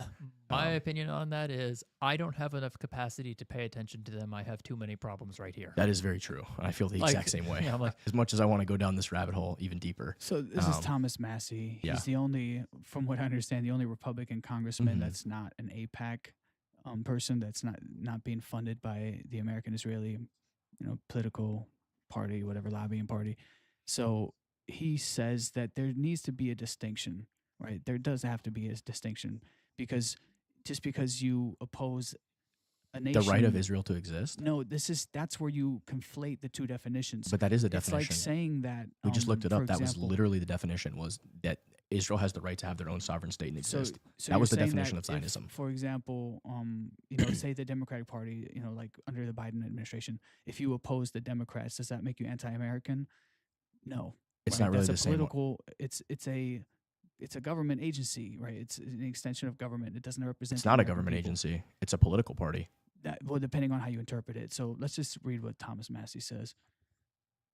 I mean, there's been many different political parties throughout history. There was the Whigs. There was all these different parties. The Bull Moose Party. I mean, those parties don't even exist anymore. And There's nothing to within do with the Israel- government. by name, what Yeah. if they Was don't it- exist by name, but they're inherited by the current Well, parties and their missions? There was a time when there was actually 3 or 4 political parties that were seriously in play at one point, I believe. I think it was like the Bull Moose and the Whig. There's, some of them, the modern Republican and Democratic Party have passed through and gone through iterations. But, if you don't support the Democratic Party or the Republican Party, it doesn't make you anti-American. Those aren't good. You know what I mean? Like, it's just, you don't support that political party. To your understanding of the terms and usage of them, but other persons that might disagree and say, no, because you do believe this, it means you're anti-American. What do you mean? I'm just just saying because I'm just not understanding the logic. that's your interpretation of it. Somebody else's interpretation of it might be the exact opposite of what you say. They can have some fallacious interpretations, but it's, again, down to what people think. Yeah, I mean, at some point we have to return to first principles and actually have definitions for words, right? Like this was my big problem with what the left did with the word racism. They went in and they redefined the word and changed it into all these other meanings. That's it's a very powerful tactic from the left, is to change the meaning of words. Yeah, so like we have to have, what does this word mean? If like, oh, you're this or you're that, like, okay, what does that actually mean? And my understanding from the research that we've done here and what I've looked at is, Zionism it means that you believe that Israel has the right to exist as a state, right? So based on that definition, I am a Zionist. I believe they have the right to exist as a state. Then it comes down to saying, all right, what is a right? Because do we have a right to exist as a state in the United States? Yeah, we do. It depends what you believe, because there's like a biblical things that have to happen, like in order for prophecies to manifest or to happen. Certain things need to happen as well, which Israel becoming a state is, I believe, one of those things. So I think that's why a lot of people are opposed to it from their religious beliefs. Yeah, it's a good point. It's like, try telling a jihadist about the right. Like he reads what he reads in the Quran, and that's what he believes. He doesn't care what a right is. Like, his right I mean, is I believe Palestine has the right to their own state to exist. If they can figure out how to stop warring amongst themselves, like I believe they have the right to exist as well, right? Like that was I believe that Israel has the right to have their own state. Like I believe both, right? Right. Like, but then there's going to be people who think they have the right to exist, but we all agree that no, you don't actually have that right. What do you mean? Like a nation of cannibals. Do we think you have the right to exist? Not really, because I don't believe you have the right to exist. That's my point. But what I'm saying is the definition of does. Zionism is: do you believe Israel has the right to their own state to exist? That's the definition. Black and white, like that's the definition. I believe that. I am a Zionist. If you told if Palestine, if there was some term for Palestinians having the right to exist, whether it was if a Palestinian or whatever, I don't even know. There was a term for it. Like I would be that as well. Like I believe they have the right. Other people might not believe they have the right to exist. But this whole thing, like saying, hey, Zionism is this bad word. It's really not. It just means that they have the right to exist as a state. Now the question is, to what extent, right? Like, do I believe they can take over the whole world? No. But as of right now, like, there's been multiple chances at a resolution for that region. And looking at I really do feel for the Palestinian people. Like I read, I think it was Saifuddin Ammous, he gave me this book recommendation to read, and I read the book, right? Like I think there's really They have strong arguments when it comes to private property rights, like being removed from their land. Like if you're a individual and the government just removes you from your land, like the eminent domain, like those are strong arguments. Like, hey, no, like we need to protect your private property rights. You're now in the nation of Israel, but like that's your property, right? Like that to me seems okay, because that's what happens in wars. That's what happens, like Russia stole the land from Ukraine, but the people that live there, like they shouldn't lose their homes, right? Like you're now in Russian territory, but you should have property rights. I feel the same way about the Palestinians that were removed, that were violently removed or forcibly removed from their land. Now, many of the Palestinians actually just abandoned their land. So, like, there's this big argument, like, oh, they just a lot of them just abandon the land and come back 30, 40 years later. I mean, now you've abandoned the land; it's no longer your land. But if you stayed there and you kept your land and you maintained your land, and that's your land, right? So, I think there's strong arguments from many Palestinian people there. But this whole idea that like Palestine was its own state, like it was never its own state. It was part of the Ottoman Empire. Like that's just historically factual. And when the Ottoman Empire fell and lost the war, that land belonged to Great Britain. And Great Britain and the West, they chopped up these different countries and they let some of them be their own country, and they just kind of arbitrarily drew these lines all over the place. And like that was their right as the victors of the war, because that's how war works. It's a terrible thing, but when you win a war, it's like America was Great Britain's property until we went to war and claimed our own land, right? Like that's the way the world works. The Palestinian people, what I gathered from reading this book about the Palestinian people was there was no organization. They were often at civil war with each other. They were fighting. I think like I read like the people in the PLO, the People's Liberation Army, and the West Bank or the West Bank were like at war with Hamas in the Gaza Strip. So it's like there's a civil war going on there. There's no organization. There's nobody to even communicate, to negotiate with. It's like completely crazy. It's insane. So when Great Britain said, hey, 47 or 40% of the land is Palestine, the other 50 or 60% is Israel, they didn't like that at the time. Well, the deal has just gotten worse and worse. It's the same way with the Russian-Ukraine war. It's like the deal at the time was much better, and now it's gotten worse and worse. We're at where we're at today, right? Like it's this idea of realism. Like this is where we're at. Russia controls all this land now. You sabotage Joe Biden and Boris Johnson. You sabotage the deal. They would have totally withdrawn, and like all the land would still be Ukraine's. You sabotage that deal. All you had to do was say, hey, Ukraine won't join NATO and we're going to leave. And like you actively sabotage that deal. So now the deal 3 or 4 years later is much worse because Russia has made gains on the battlefield and captured the land. That's the reality of the situation. That's where we're at in Israel and Palestine. Like it's just, you don't have the cards to negotiate. Like, it is what it is. You have to accept the terms. And, yeah, except for one of the reasons that Israel's managed to stay alive is because I believe the United States basically bribes all the country around them to not wipe off Israel. Well, you'd actually be surprised if you read the book about if you read the book that Safe recommended to me. I think it's called like the 100 Years War on Palestine. It's written from a Palestinian perspective on all these issues. And I just, after reading the book, like going into it with an open mind, like I have no dog in the fight personally, so like I don't really care. And I did hear legitimate arguments from the Palestinian side, but like I came out reading the book just like not convinced that to me, Israel sounded like the more reasonable broker with the agreements in the area. They just seemed more reasonable when I read the book, and that was my take of it. But Israel actually was allied with, I think it was Jordan. They were like, the king was in their pocket at some point after the initial war. But there's all sorts of little political games that have been going on, right? So it's like they had the backing of Jordan at one point against like. Because there's so many, like if you look at the Middle East, it's like, you've got the Sunnis, you got the Shiites, they're all at war with one another. You have this interpretation of Islam, you have this interpretation, like, and they're fighting like a civil war against each other, right? So it's like, it's almost like you're stuck 1,000 years in the past, right? Like, it's crazy. Obviously we have the UAE now and Dubai, and we have, some great collaborations forming in some ways, right, with the West and bridging that with the Abraham Accords. And we've got some, places where I want to use the word more civilized in a way, or actually more open to Western civilization, Western society, where, hey, they're not forcing you to wear a burqa in the street, or they're not chopping your head off, or they're not, stoning you to death, or, it's not, what's the term? What do they call that law?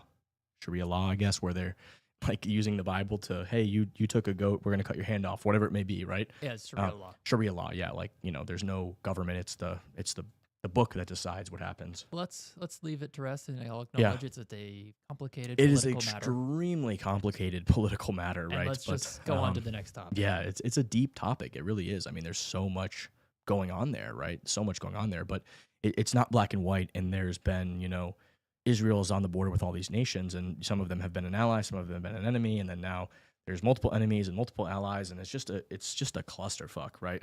So at some point, same thing with Russia and Ukraine. It's like, this is the reality on the ground. Let's have peace. Russia stole some land. They did it. It's done. Did they have legitimate grievances? Yes. Let's go. The reason, I mean, there needs to be a distinction between political Zionism and religious Judaism, right? Or ethical, like racial Judaism, whatever. Because if you look at, the political movement, it is largely, if you look at actual like Orthodox Jews, a lot of them are not very popular in Israel. And we can go down that rabbit hole another time. But I just don't think understand the intricacies of it all. It's so all I important. know is when. Well, if you look at the past, the Middle East wars we've been involved in, right? Like you ask yourself, why are we so invested? Trillions and trillions of dollars. So there has to be some relationship between the two parties, our military-industrial complex, and there's a the huge Zionist state, and that there's a is huge military-industrial something worth relationship there unpacking because of how many millions of American lives are invested in this. Just look up the USS Liberty. Yeah, that's a whole nother rabbit hole we can go down. Whole nother rabbit hole go down. I'm not convinced. Other people are.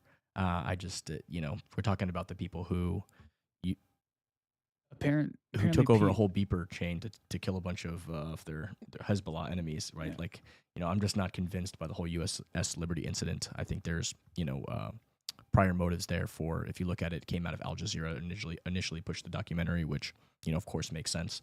They want to create discord between allies, and then if you just look at the facts of the whole equation that, my first thought was like, oh, they sunk the ship and killed everybody on the ship. And then you look into it and it's like, no, they only killed a small portion of the people and they stopped attacking. And, it just didn't come across to me as this inside job. That was my analysis of it. And, we can disagree. We can look at it further. We can evaluate it. But maybe you would just have to have a whole episode on this stuff and go down these rabbit holes. But Israel false flags. Israel false flag. Yeah, I mean, it's a whole. It deserves its whole own episode. But again, there's propaganda coming on from both sides, and with my research and when I went down the rabbit hole, this was propaganda from the other side because they have obviously Al Jazeera news agency has obvious incentives to create discord between the West, right? Like in Israel, without question. Yeah, without question. I mean, it's like that's where this whole story originated. There's U.S. soldiers that were on the ship that are still alive today. For sure, and of course, if you're on a ship that's getting attacked, like that's gonna traumatize you, right? So you're gonna feel a certain way about that, right? And like that's a traumatic experience, seeing people die. That But there's other aspects of it, right? Like that was in the middle of a war. We're 10 to 20 miles off the coast of a major Egyptian city. It was a war between Egypt and Israel. Why are we there, right? Like why are we there in the first place, right? Like why do we have a spy ship there? I mean, the answer is because it's a spy ship and we're spying on what's happening. But it's fair game to assume to think that there's probable cause there to assume that, hey, we have a spy ship in a war zone where there's a war between Israel and Egypt. Was it for sure a spy ship? Because I believe so, yeah. No, I think there were multiple American flags on the ship that made it look like it was an American ship to the point where the people who were, attacking them knew exactly what they were doing. That was the reports that I read. I read that as well. I didn't know that it was a spy ship, which would be news to me. Yeah, I think when I looked it up, they said it was a spy or like a intelligence ship of some sort. We can of course look that up. But the other aspect I want to point out is that the initial attacks were from helicopter pilots, which you're way up high. You're not gonna necessarily see something. We're talking about 80 years ago, 60, 70, 80 years ago, right? Like 60, 70, 80 years ago, you got helicopter pilots, and that was the initial, I believe, attack. There was 2 or 3 helicopter pilots that were attacking the ship off the Egyptian coast. Followed up by submarine attacks. So that's a whole other aspect too, is right. They called in, they said, hey, I believe I saw documents that we intercepted radio signals that said, hey, it's Egyptian. The helicopter pilots were talking to each other saying that it's Egyptian. And again, it would make sense because they were in a war with Egypt, and the ship was literally like 10 to 20 miles away from a major Egyptian city, right? So that's the reality of the situation. But also, if you were going to do like we're talking about, the Mossad and the Israeli intelligence community. Like they don't do botch jobs like this. Like to me, it just didn't add up. It just didn't. I just didn't buy it. Right. It just didn't look. It just didn't pass the smell test for me. I mean, we're talking about these same people who literally like have access to pipes under people's houses to see if they're sick. Like they have access to like they literally took over a supply chain to like blow up beepers and kill a bunch of enemies, right? It's like this to me was like, why would you have multiple squads? It just seemed like it just seemed like apparently the helicopters got close enough where they were dropping napalm on the ship deck and like could make eye contact with the soldiers who were actually on the boat. So like there was an argument that they clearly knew who was on the ship and what they were doing, but that's beside the point. What's also sketchy is that the U.S. didn't come and help for like a few days afterwards. So like to your point, Israel had multiple days or maybe 20 hours to like actually complete the job. Why didn't they just complete the job? Yeah, that is a question. That's like it just seemed like it didn't seem like it was. If you're doing a takedown, I mean, like if it was me, like I would have Egyptian uniforms. I would be leaving some evidence at the scene. I would be, I would attack from. I wouldn't have multiple different departments attacking. I'd have one intelligence agency department that's, hey, this is a secret mission. This is what we're gonna do. We're gonna dress up with fucking Egyptian uniforms that we've taken off their enemies, our combatants, and we're gonna make this look like, we're gonna actually make it look like it was you were being attacked by Egypt, right? The way it all played out just didn't add up. The majority of the people survived. The ship wasn't even sunk. Once they did realize that, hey, we made a mistake, they actually did offer help to the people. Though this is the one part that is unreported. It was not only Israel that offered help, but also the Soviets came and offered help too. The Soviets were there spying as well on what was going on. And this is largely unreported because we were in the Cold War at the time. So they didn't accept the help from, obviously you just got attacked. Why would you accept the help from the people that attacked you? So there was that aspect of it. But our closest asset was, I guess, 20 hours away. Eventually we came and got them 20 hours later, but they were on, I guess, flotation ships or whatever. But yeah, it just didn't pass the smell test for me to be like a coordinated, because, we can see how good the Israeli intelligence community is, right? Just like our CIA in a lot of ways. It just didn't pass the smell test. And then the source of the initial documentary and all this information literally is the people who have a vested interest in driving this wedge between their two enemies. If that was the only source, I would agree. Yeah. But there's U.S. soldiers who have come out and reported on it who were on the ship. So like you want to trust them. I don't know what their incentive is now. They're, 75, 80 years old. A lot of them are dead at this point. Yeah. Memories change over time. People, when you're attacked, it's a traumatic experience. So you're going to want to blame something. You're going to feel a certain way about the trauma of being in that incident, right? You're biased in a way, right? Because you're literally under attack. So you're going to want to be able to cast blame on something too. It's much easier for people to, in general, just like, people want to know. It's like why we try to solve, like when somebody dies, we try to solve the murder, like why the person's already dead, right? You want someone to be held accountable. You want blame. It's just part of the human experience. So to me, it's no surprise at all that the soldiers on the ship want to blame somebody for what happened. Like it sounds much better than, hey, this was an accident. It was an unfortunate accident and nobody's really at fault here. But it just never added up to me. I don't, like, Israel immediately took accountability. They paid reparations. They didn't try to hide it and do all this other stuff. And like the way it all played out was much like like an accident as opposed to a coordinated, like, hey, we're going to do this and we're going to, it just didn't, like, the evidence it just isn't there for me personally. Now, if you want to believe that narrative, like everybody can form their own opinion, right? But for me personally, by me looking into it, that was the evidence that was the conclusion that I personally came to, right? Same Mossad in Israel that didn't respond on October 7th for 2 or 3 hours. October 7th. When Hamas originally attacked Israel. It's just like two mistakes there that are a little bit of red flags as to like what's going on. This is Mossad. This is Israel. That one I actually am a lot more sympathetic to that narrative. I actually had Efrat Fenningson here on one of our Cypherpunk episodes, and she actually worked on that, I guess, border. Like she worked along that borderline, and she was in the IDF at some point, and she basically told me like 30 years ago that like a frog couldn't jump on that fence without somebody knowing about it, right? So very suspicious. That is, is it a massive failure and incompetence? I believe it was during a time the Hamas attacked during a time when most Jewish people were celebrating a holiday. I believe it was a Jewish holiday.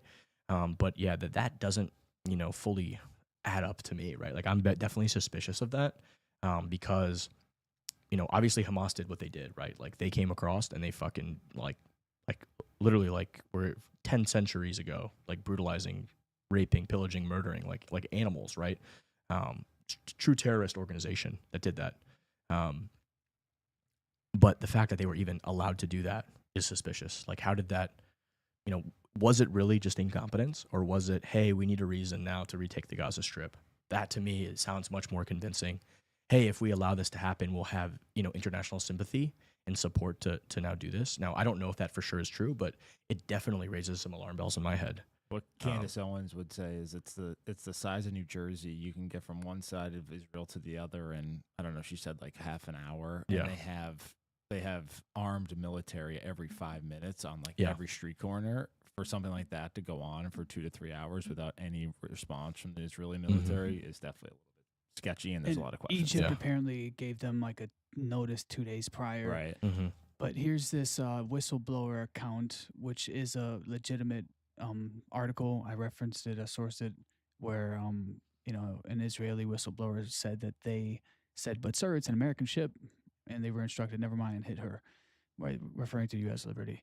So it's extremely, there's so many unanswered questions, and we know with these intelligence agencies, black flag events are, that's just good business for them, right? That's how they drag public and sentiment into, supporting war, and we're just over it, right? As an American people, we're done with it. We want better money, hard money, right? That can't be, inflated and used to, finance all of these dirty tactics. I think it's just the whole gist of this whole conversation is we want truth and accountability, and all these intelligence agencies have their own, interests that don't really serve their own people. And I think it's time to turn a new chapter. Yeah, I don't know what this source is. I've never seen this. It looks like almost like an Inquirer magazine. I mean, I guess we'd have to really do a little bit more due diligence on that and go down that rabbit hole a little further in the future. But from if you analyze it from all these different sides, right? The original documentary coming from Al Jazeera, who has a vested interest in putting out this narrative, and if you actually look at all of the details of the attack, it just doesn't seem like it was literally in the middle of a war with Egypt and Israel. Our ship was like right off the coast of, Egypt. Israel didn't need us to beat Egypt. They had already repelled multiple times, like all of these little, nations that are attacking around them. We're already their ally. We're already on their side. The logic doesn't hold up. It just doesn't math out. Was Israel as powerful of an army in the 50s when this happened? Yeah, I mean, Israel was incredibly. I mean, initially when Britain basically left that area and said, "Hey, we're creating 2 new states, Israel and Palestine. Like this is our proclamation. We're leaving the area. Like we don't want to deal with this shit anymore. Like we won. Like it was our land. We won the war. We controlled it. But now we're saying, hey, it's your problem now, right?" They had given Israel more of the land than Palestine, and that wasn't justified based on the population dynamics. But at the end of the day, it was Britain's decision because it was their land at the time, and they decided to do that, right? But the Palestinian people, I guess, rejected that. They didn't want to do that. So what happened was Israel was immediately attacked by Lebanon, I believe, by Jordan at the time, I think, and maybe Egypt. It was like literally they all out attacked, and Israel literally obliterated all of them. They won the war like very quickly. But then there was continual attacks and wars going on in that area. And I think this particular incident occurred during, I think it was like 3 or 6 day war, something like that, between Egypt and Israel, which Israel just totally destroyed them. So it just to me, it just doesn't make sense. Why was our ship there? Why were we off the coast of Egypt? We were right next to an Egyptian city. I mean, it's just much more believable that this was an accident. And I think if you just look at what actually happened, the attack was pretty short, less than an hour, all things done. The majority of the people, 80% of the people, I believe, survived. Yes, some people did die. Of course, the people that were there, of course, they're going to be extremely traumatized by that. But then as soon as we realized the attack was called off, it was stopped, right? Like, why would you stop after if you were doing, you know what I mean? It just doesn't make sense. And then they offered support and help. They took accountability. And then in addition to that, you know, the Soviets also offered help, which wasn't largely reported. You know, it just doesn't add up to me when we're dealing with like some of the best intelligence communities in the world. Like, it just doesn't seem like this was what Al Jazeera's documentary put it out to be, right? Like it just doesn't pass the smell test for me to believe that narrative, right? Now, the situation that occurred on October 7th, that to me is much more, you know, why they had this whole wall, this whole area. Like, why was that attack allowed to go on for so long? How did they not respond quickly? Was it truly incompetence, or was it really they were trying to set up a justification to go back into the strip? I don't know the answer to that. I'm much more amenable to believe that it's possible that was the case there. Can't say for sure. Don't know. Don't have all the details, but that would make more sense.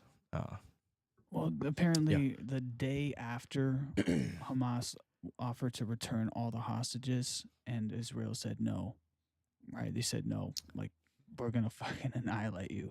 And yeah, so I don't know exactly. So many questions. Well, No, they literally that's came a in. documented fact. Yeah, I think if you watch there were people who I spoke to. I think it was, I want to say it was, I can't remember who exactly it was, but like they literally slaughtered so many people, like animals, like women, children, brutally murdered, raped, killed. Yeah, that's the narrative. But when you listen to the actual no, that was not just the narrative. That was actually videos, there was evidence of that. definitely atrocities. Don't get me wrong, for sure. But there's videos of hostages being like cut off because they're pretty much saying that they were treated well, right? And then like the news, like the Israeli whatever agencies reporting this, like shuts it off. They're like, cut it. And there's quite a few who show, you know, I mean, okay, this is a whole other rabbit hole to go down, but yeah, I mean, you can't trust anything a hostage says when they're under. Like, they march these people out in front of the cameras and say, "Hey, I'm going to cut your fucking head off." They were released already. They were back in with, you know. Yeah, I don't know about that. I'm pretty sure it's when Hamas marches the hostages out to do a public op before returning them.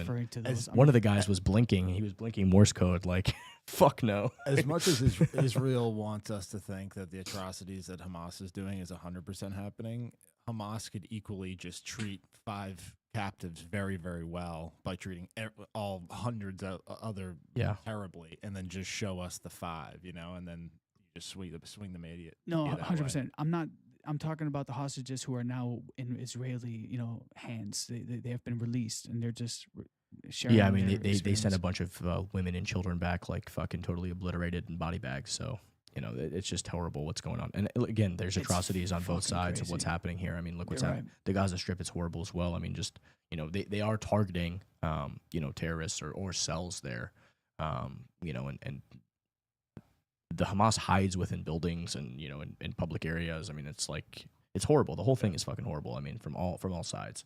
But like, what's the solution here? What's the final, you know, how is this problem going to be solved? I don't know. You know, it's a terrible situation, right? So it is what it is. Oh, all right. Let's. I'm over this whole topic. This is a deep rabbit hole today. I don't want to go down this rabbit hole anymore today. We can unpack it on a future stream episode where we can do more research on it and come back with different things. And, you know, anything can be discussed, but it's hard when I like to have the facts before I discuss things. I don't just trust people saying stuff, and I really like to try to think through things from first principles, right? Like, what makes sense, what doesn't make sense, logically stepping through, understanding what words mean, understanding what this definition is, all those types of things. Take us back to our bookmark take. Let's see here. Go to that guy who looks like Voldemort. Yeah, this is the guy. This guy looks like he looks like Voldemort. I guess this is the guy, the U.S. District Judge James Boasberg, who attempted to block Trump's deportation of criminal illegal aliens, says that the Trump administration may face consequences for deporting the dangerous Venezuelan gang members against his orders.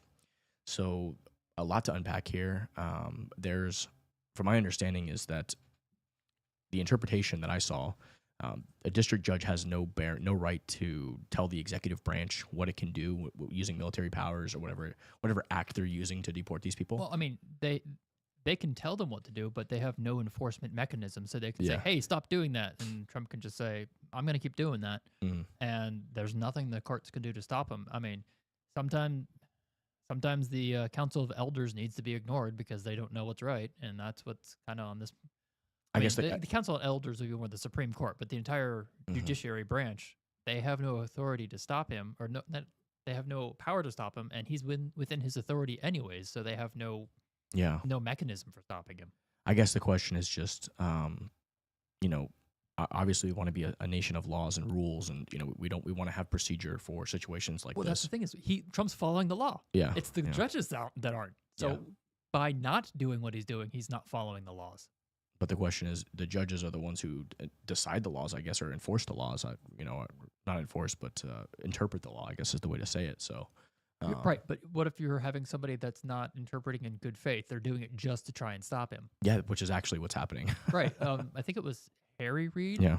Was one of the high level Democrat politicians was saying that we have a bunch of activist judges that were put in under under Obama to stop Trump, or maybe it was under Yeah. Biden. I mean, we greatly see this happening in the DC area, right? Where these judges' wives and children are like getting all this USAID grant money and running all these phony NGOs. I mean, there's pure conflict of interest. Where I honestly think that by not recusing themselves from a lot of these cases, these judges should be impeached. They should be disbarred. It is a clear conflict of interest if your kid is like making money and you're saying, yeah, we have to let these programs continue, and like your children and family are directly, either running an NGO that's getting this money, or it's just such a conflict of interest. But this guy is obviously pushing the limits of what he's even allowed to do. I'm fully aware I'm in a very conservative echo chamber, so this might be wrong, but no, let's spice it up a little bit. The Venezuelan, illegal migrants or criminal illegals, from what my echo chamber is telling me, is they're basically like all MS-13. And that might be inaccurate, but if you're MS-13, you're an illegal in the state or in the country, you're a criminal, and you're being sent to Venezuela or to El Salvador, to the maximum prison in El Salvador. What is the Democrats' argument as to not wanting to do that? Like, how does that not make sense? Want to get these people. I've been searching for this because I've been trying to like steelman this argument and look at the other side. And the best argument that I found, right, the best logic that somebody's presented, and again, these are just claims. It's hard to know what's true and what's not true. Is that people that are not gang members, that are not MS-13 or Tren de Aragua, they're like innocents. I guess you could use the word innocent loosely because not guilty. But these people were that. Supposedly not, or according to. That's what they're claiming. They're claiming that some of these people are not that. So the solution is you publish the manifest to the people that you're sending to El Salvador, so somebody can say, "Hey, that's my relative. They're not a gang member." Well, that's kind of what people like, wives and stuff. I mean, right, obviously, I'm just saying you put out nobody's wife is going to want to admit that your husband is part of Tren de Aragua. But one wife was saying, "Hey, this is a Barca. This gang tattoo is just FC Barcelona tattoo or Real Madrid tattoo." And then this other one is something else. And be transparent. Let everyone know who you're deporting. But just because someone's afraid that you might misidentify someone, okay. But we have strong evidence that this guy's the part of the gangs. So send him out. It raises a lot of important questions, like what. Obviously, all of these people they have broken the law. They've come here illegally, right? So there's that. They are criminals. They've broken the law, right? Like whether you believe the law is just or unjust is irrelevant. Like they did break the law. The question is, did they kill? If you're a non-citizen, they're still illegal. They're still a criminal. It's like if they didn't kill somebody, they shouldn't be here. Yeah, I think the majority of the people they have already evidence that they are doing horrible crimes, and so it's just like, all right, you're both here illegally and committing acts of violence and crimes, so you don't get to court. You go past go straight to jail. Yeah, do not pass go. Go straight to jail. What is the I always lean with an anti-authoritarian bent, but what are the rights of people who come here illegally? Like, do they have the same rights under the Constitution? There's some arguments that they do. They do have similar rights. Should they have rights? Should they not have rights? These are important questions to ponder and think about. The entire rights that a true citizen gets, or limited rights because they're a foreigner. Yeah. And obviously it's got to be limited rights because they shouldn't be getting access to like healthcare or something, which California doesn't care about that either. But They're just trying to get votes. Yeah. We all know. If you start deporting the game is any of up, them, but then now you kind of gotta be consistent. there are stories of like Canadians coming, like this Canadian actress from American Pie. She got detained for like 10 days. Some dude's wife got detained who's getting a green card. So I think it was so bad what was happening with the previous administration. It was so calculated and organized, and like they were literally trying to import millions of people. Like that's what they were doing. They were actively like not following the law. And then when Trump's come in, he's put obviously this Tom Homan guy in charge, who's just guy's a hardliner.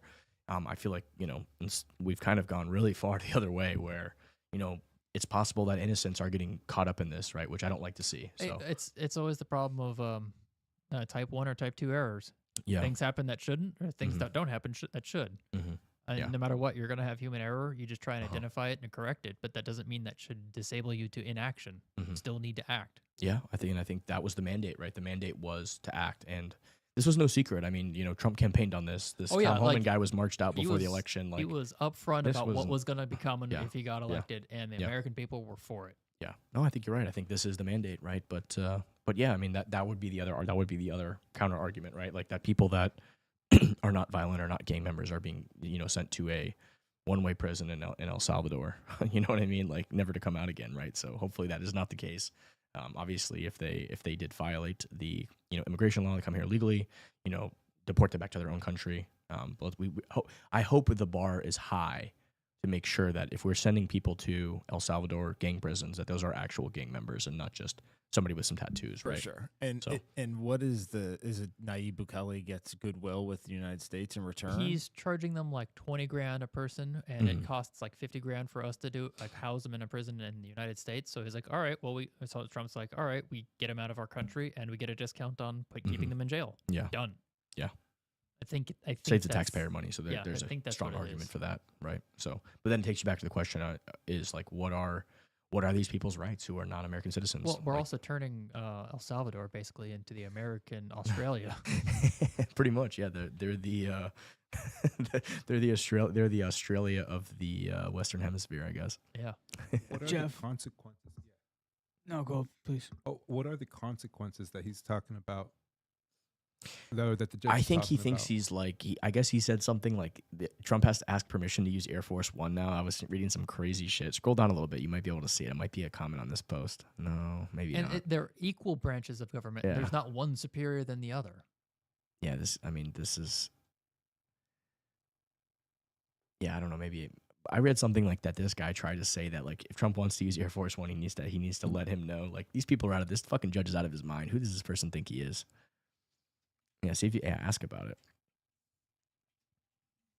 Ask if he told Trump that he had to get permission to use Air Force One. Like, who does this fucking judge think he is? He's out of his fucking mind. He's like why does the judge? This is like the think traffic. This is like a traffic court guy trying to put you in prison for murder. Yeah. How does this judge think that he has the authority to stop him from using Air Force One? Let's see. Did he say? Did he say anything about?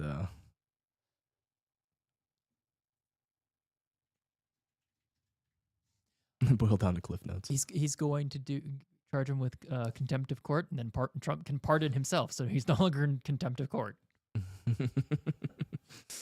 No, there's no evidence. Boasberg mentioned Air Force One required permission for its use. The dispute is about deportation. Okay, so I read maybe somewhere else, that he had to ask permission, but maybe it was just not true. Maybe it was just a troll saying, like, just kind of trolling the fact that this guy's trying to like control what the executive branch does under like a war provision, because the actual provision for using this Alien Enemies Act literally says like this is not subject to judicial review from whatever district court. It's like in there. There was a ruling on this previously, I believe. Mm-hmm. All right, let's take us to our next one, and let's close. You only have a couple minutes left. Yeah. Maggie, until We're you have out to at go. 6.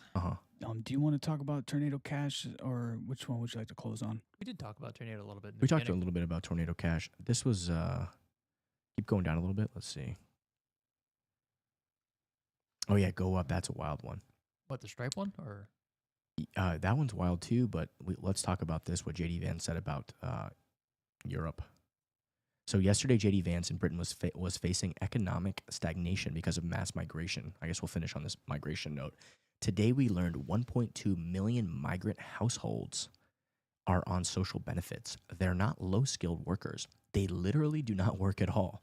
Britain is self-destructing. Dominic Frisby had talked about this when he was in town, like massively. Like, this is literally, we're kind of seeing this too with what's happened in the U.S. when they imported all these people and they just put them on, hey, here's a check, here's a credit card for $2,000 a month or whatever, and just gave them houses, gave them properties, put them in the middle of small cities. I mean, this is like this idea of this great replacement where they're just bringing in all these people, these get rid of the citizens, and use taxpayer money to just fund it all. Get rid of the social benefits, and then these people will typically self-deport. Yeah, no doubt about it. Crazy. Anybody have any thoughts on this? It's sad to see. It's sad to see. That is true. Yeah. I mean, it's the culture that brought us the understanding of common law, which is the basis of our legal system, except for in Louisiana. And it's getting replaced and it's getting wiped out. Just sad. I don't know what else to say about that.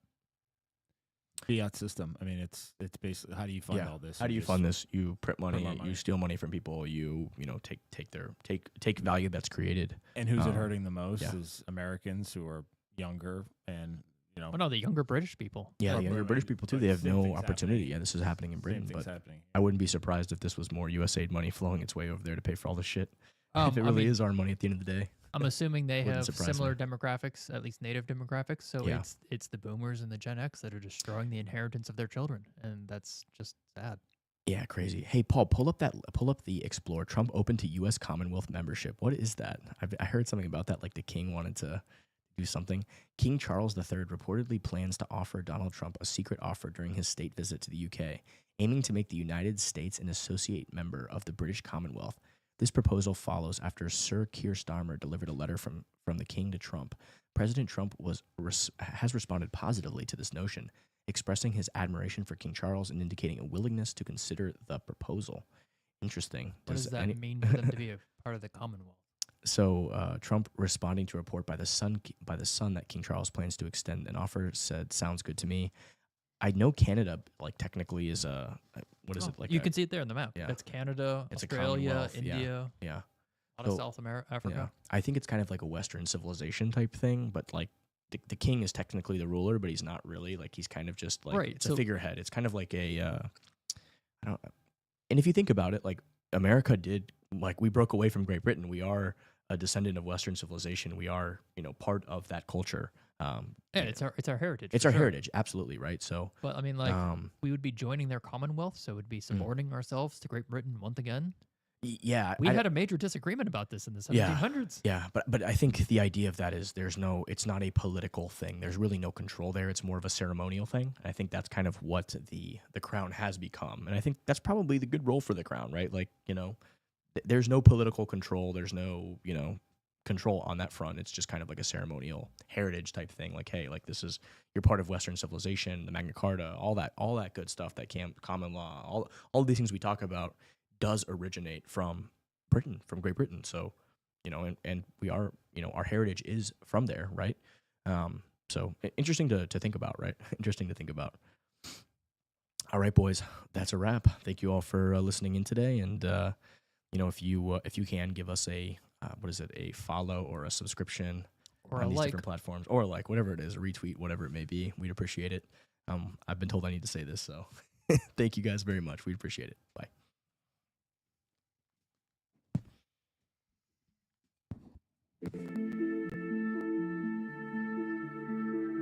Fuck, guys, some rebels.